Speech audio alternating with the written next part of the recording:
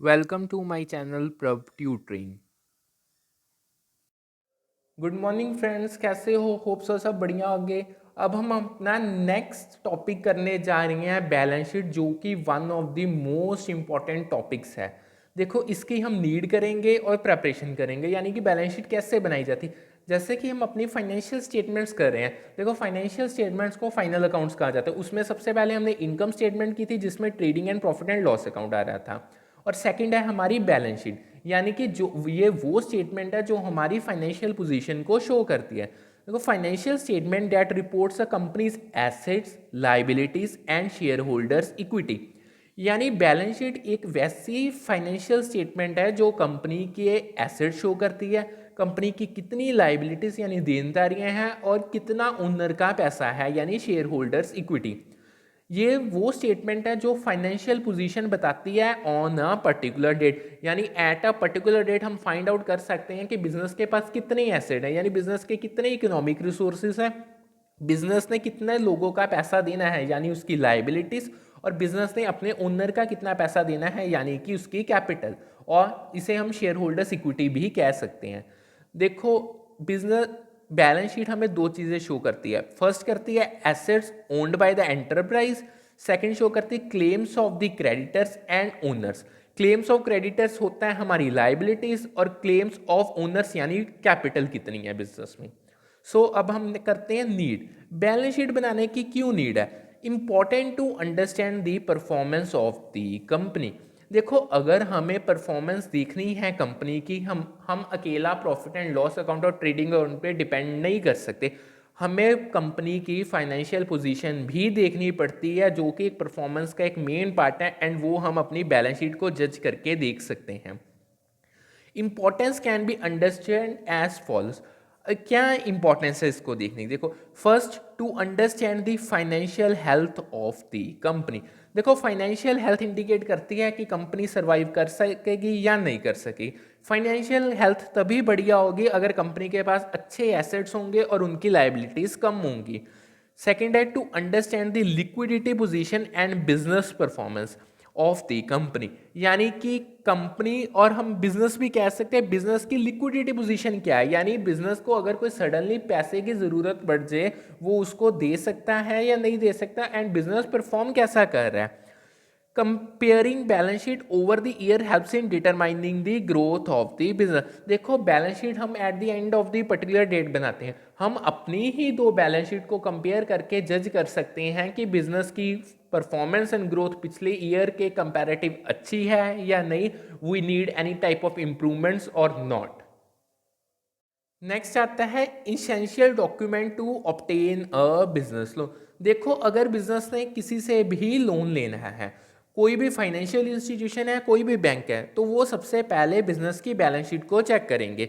Balance sheet में अगर उनको पता चल जाए कि बिजनेस की क्रेडिट वर्दीनेस है एंड स्टेबिलिटी है, तो they will provide loan to business, otherwise they will refuse to provide loan.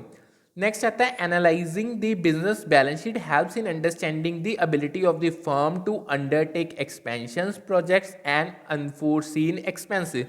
देखो, अगर फेवरेबल पोजीशन होगी बिजनेस की, तो बिजनेस फ्यूचर में अपने एक्सपेंशन प्रोजेक्ट्स को कैरी आउट कर सकता है, यानी अपने आप को एक्सपेंड कर सकता है। अगर मान लो फ्यूचर में बीइंग अनसर्टेनिटी कोई भी उसको एक्सपेंस आ जाए जो उसको पहले नॉलेज में ना हो, तो वो भी उसको अच्छी तरीके से टैकल डाउन कर सकता है अगर बिजनेस की फाइनेंशियल पोजीशन फेवरेबल है यानी कि पॉजिटिव है।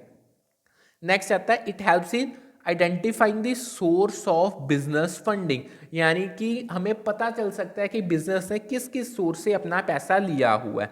बिजनेस ने शेयर से पैसा लिया है या कोई लोन्स वगैरह लिया, ए टू जेड हमें फाइनेंशियल स्टेटमेंट बता देती है। अब हम करने जा रहे हैं कि बैलेंस शीट को बनाया कैसे जाता है, यानी preparation of balance sheet. Please इसे ध्यान से समझना, क्योंकि balance sheet is one of the most important topics of your chapter. देखो, जैसे trading and profit and loss की टू साइड्स थी ना, बैलेंस शीट के भी टू साइड्स होती हैं। लेफ्ट हैंड साइड होती है liability side, right hand side होती है एसेट साइड। लाइबिलिटी साइड में बिजनेस की कैपिटल और उसकी सारी लाइबिलिटीज आ गई। लाइबिलिटीज करंट भी हो सकती हैं, नॉन करंट भी हो सकती हैं। एसेट्स में बिजनेस एसेट्स हैं जो बिजनेस के वो भी करंट भी हो सकते हैं, नॉन करंट भी हो सकते हैं।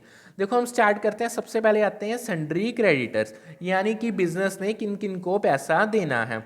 बिजनेस के कितने बिल्स अभी पेएबल हैं, अगर बिजनेस ने कोई ओवरड्राफ्ट किया बैंक से वो आ गया, एम्प्लॉय के प्रोविडेंट फंड वो आ गए, अगर बिजनेस ने किसी से लोन लिए हैं वो आ गए, अगर बिजनेस ने अपनी कोई एसेट वगैरह को मॉर्गेज करके पैसा लिया है वो आ गया, अगर बिजनेस कोई अपने रिजर्व्स और रिजर्व फंड्स बना रहा है वो आ गया।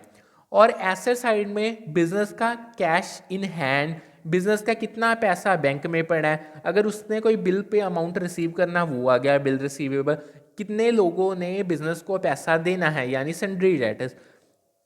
बिजनेस ने अगर किसी को लोन दिया है वो आ गया, क्योंकि वो वाला लोन बिजनेस एक एसेट होता है, उस पर पैसे बिजनेस को वापस आने होंगे।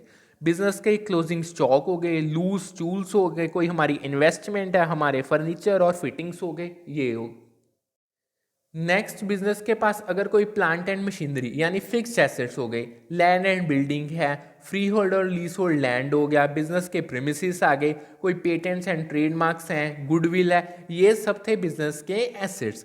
अब नेक्स्ट लाइबिलिटी साइड पे आता है कैपिटल का ट्रीटमेंट। देखो पहले हम लेंगे सबसे कैपिटल, अगर हमने कोई कैपिटल पे इंटरेस्ट दिया है वो हम इसमें प्लस कर देंगे, अगर हमारा नेट प्रॉफिट आ रहा है जो कि हमने प्रॉफिट एंड लॉस अकाउंट में फाइंड आउट किया था वो इसमें प्लस हो जाएगा।